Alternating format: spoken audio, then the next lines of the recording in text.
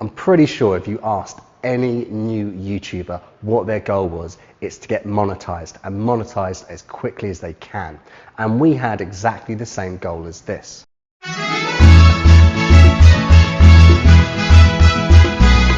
But to be honest with you, it's been a bit of a struggle and it's taken much longer than we anticipated. So today I want to talk about lots of things that we've been doing wrong and the things that we've only just realized that we were doing wrong. So I'm sure if you stick around until the end, you're going to find some things that you can change right now, which will stop you waiting nearly 2 years to get monetized on YouTube. So about 18 months ago, I started uploading on a regular basis on a new channel called the IELTS Grind. So this was a project that I started with a colleague of mine. We're both English teachers. We both teach in the same school here in Taiwan. And after looking at the competition, we thought we were in a pretty strong situation to take over the market. Yeah, we were wrong. So since the official launch of the channel back in March of 2020, we have been producing videos and uploading them every single week, sometimes as many as 3 videos in a week. But it's been slow progress and there's been a lot of things that we've done which I think have really shot ourselves in the foot and slowed down the progress on that particular channel. So that's what we're going to get into now. So I made this channel with my colleague Michael, who's actually been on this channel before. He's probably watching now. Hi Mike. So I think that Michael and I would agree that we fell into one of the biggest traps there is for YouTubers. Basically, we did not match our content to what people wanted to watch, which is a big no-no. So why did we make that pretty basic error? So our niche is all about an English test. It's a test that we actually teach in our classes. We're kind of experts in this, so we know a lot about it. So if I explain it in this analogy, for this test, it's a lot like a driving test. Most people just need to learn how to drive. They don't need to learn how to drive a Formula 1 car. But when you look at what people are looking for, what they're searching for, they're all looking for lessons how to drive an F1 car, which basically made our content not that attractive. Now, the reason why we did that was from a teaching perspective. We actually know what the students need, so we decided to deliver that content because it's going to be the most useful. But that's not what people wanted. There was also kind of a moral and also a copyright element to that. We don't want to do anything illegal. But that kind of shot us in the foot. So really the solution to this is to look at your market, to see what other people are doing and to kind of build on that. Not to copy it, but obviously to do something similar because that's what's working. Now, I wouldn't claim to be a very successful YouTuber, not at all, but I have made sort of more than 400 videos in the last couple of years. So I have put a lot of work into it. And I've noticed a few things about YouTube channels which I didn't know when I first started. And there's a big thing between the subscriber count and what's actually important, which is actually views and watch time. Now, early on in this channel, we were really fascinated and focused on subscribers. We wanted to get the 1,000 subs as soon as we could, and we thought that's all that matters. But in fact, we kind of shot ourselves in the foot again by chasing this down. So early on, what I used to do is share our videos in lots of Facebook groups and try and get people from Facebook over to YouTube. And it did actually lead to the first 100, 500 and so subscribers. But they weren't real subscribers. They weren't people that actually watched our videos later on. It's what we call aspirational subscribers. They like the concept of your YouTube channel, but they're not actually willing to watch the videos. So if I was starting again, I think I would put all my focus in trying to get the views, the watch time from YouTube itself. I wouldn't try and get any external views or anything like that. I really do think it affects the algorithm and it's just really not worked for us. So a lot of the strategy for this YouTube channel, the IELTS Grind, came from the course that I follow called Project 24. But the key thing I've kind of realized in recent days is I didn't really put all of the strategies into progress. I didn't really do everything to the fullest that I could.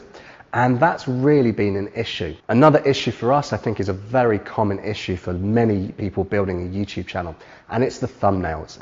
So we have a look at our click-through rate, and it's often very, very low. We don't really get people clicking on our videos.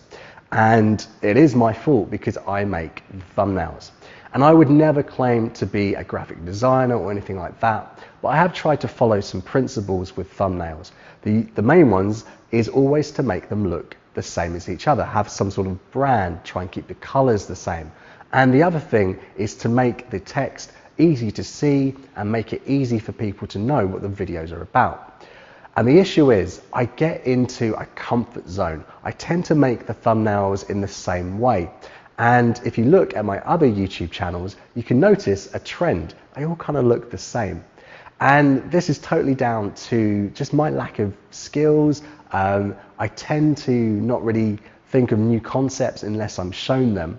So my advice to you, if you're struggling with your thumbnails, it's really to canvas the entire YouTube universe and to look at videos that seem successful and see what they're doing with their thumbnails. How could you apply those elements to your own videos? A really great way to do this is actually to scrape all of the data that you need from YouTube channels. You can do this totally for free, and it's totally legit. And you can actually compare videos to thumbnails and see what is doing well. Now, if you don't know how to do this, then you can contact me, because I do know how to do it, and I can help you out and give you a report based on your niche, and you get all the information. Now, this has really come to light recently because Michael and I, we've started to do a massive audit on our industry, trying to understand what we've been doing wrong. And we've gone through all of our competitors and just looked at things like this. And we've had to be a little bit hard with ourselves. And if you look at the comments that Michael's made about particular YouTube channels and our own, he describes our thumbnails as lazy. That hurts.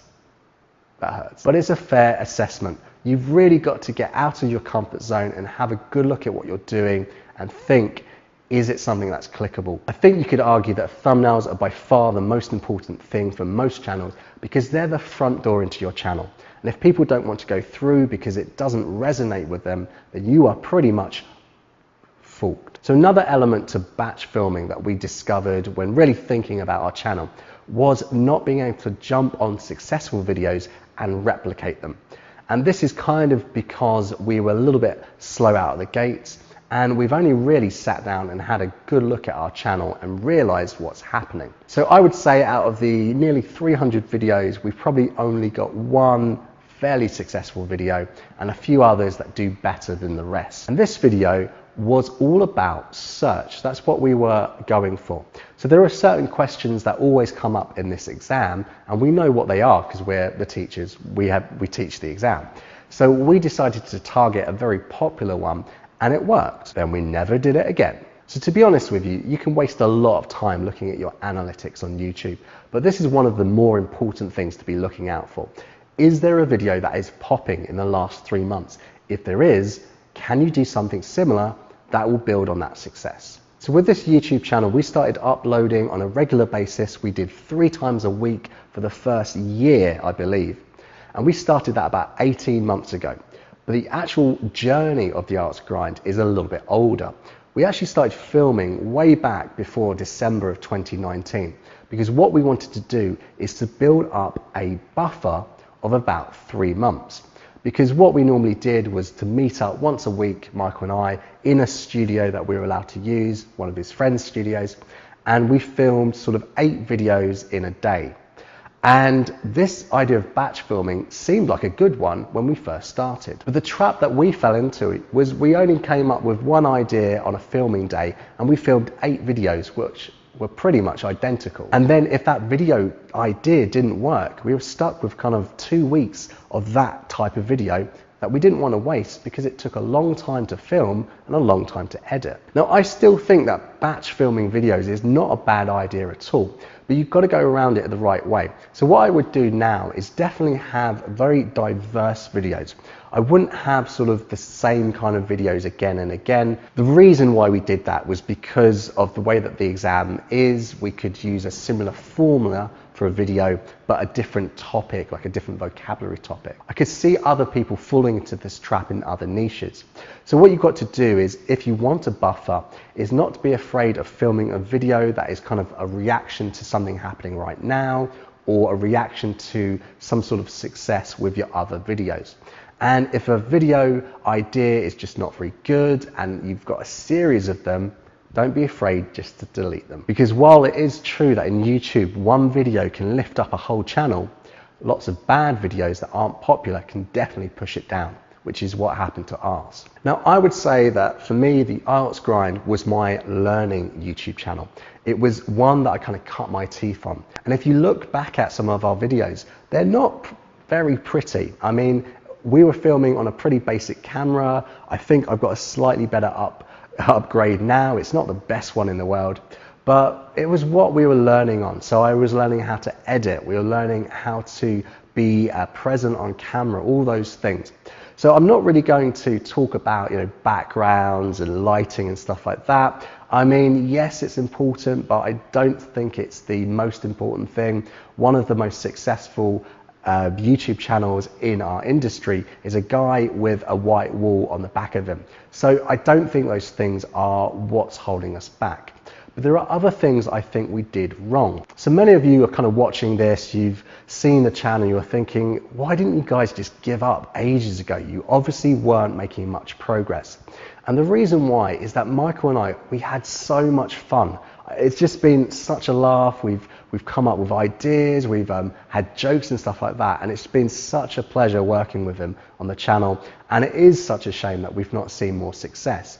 But this is one of the issues. We really wanted our personalities to come through. So if you watch most of our videos from way back when, we always like to start our videos with a little skit to be a little bit funny, because that's our personality. And it used to be so much fun. We came up with some really crazy stuff. The famous Winston Churchill. Let's listen to him now.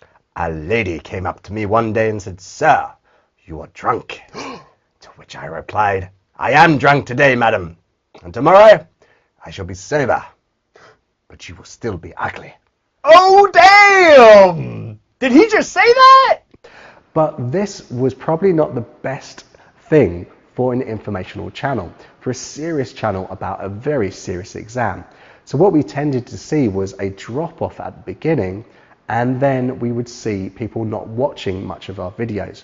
And we didn't really change things up very quickly because of the batch filming. And this is one of the things I'm trying to do with all my new videos now.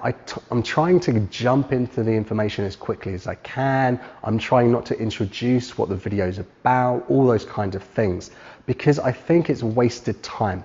The quicker you can get to the meaty part of your video, the better.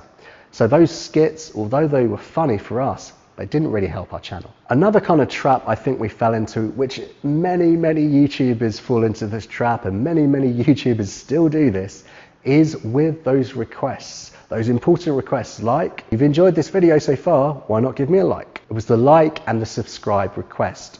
So what we used to do when we started the videos would say, "So my name's Phil." And I'm Mike. And you're watching the IELTS Grind. Remember to like and subscribe. Within the first 10 seconds of the video, or just after that skit. But there's literally nothing for the viewer to like and nothing that would make them want to subscribe. We haven't even started the video yet. But this is something that everyone seems to do. And until you realize it, until you really think about it, it doesn't make sense. So if you're going to ask people to like, ask them to like after you've done something valuable or something that's going to make them like your video. If you're going to ask someone to subscribe to your channel, why would you ask them in the first 30 seconds? It would be better to ask someone at the end of the video or a fair chunk into your video, because then it's clearly someone who enjoys watching your videos and is more likely to watch them. Once you hit the 1,000 subscribers and you've got past your threshold for monetization, subscriber count just becomes a vanity figure. It means nothing. And in fact, what I wish YouTube would do is very much like when you have an email list, is to give you the option to get rid of subscribers, people that don't watch your videos on a regular basis. It would really help us out if they could. So one of the other things that I kind of noticed when I looked back at my channel, and I would say that I'm a lot more familiar with the content than Michael, just because I was the editor. So I had to see it many times. I didn't realize this at the beginning, but I do see it now. It was the fact that we were filming a TV show, and YouTube is not TV. So what I mean by this was when people came to the video, we'd welcome them back. So welcome back, guys, to the Arts Grind. I'm Phil. And I'm Michael. And it just came across as a little bit stiff, a little bit scripted perhaps. So just remember, this is more of a conversation with a friend, and you should treat every new video as a new video. Just imagine the person's watching you for the first time ever, and don't assume they've ever seen any of your videos before. And there's one thing that we haven't done with the Arts Grind that I wish we had done much earlier, and it's a total industry audit. And what I mean by that is just looking at what the other channels in your niche are doing and seeing what's working for them and what is not working for them.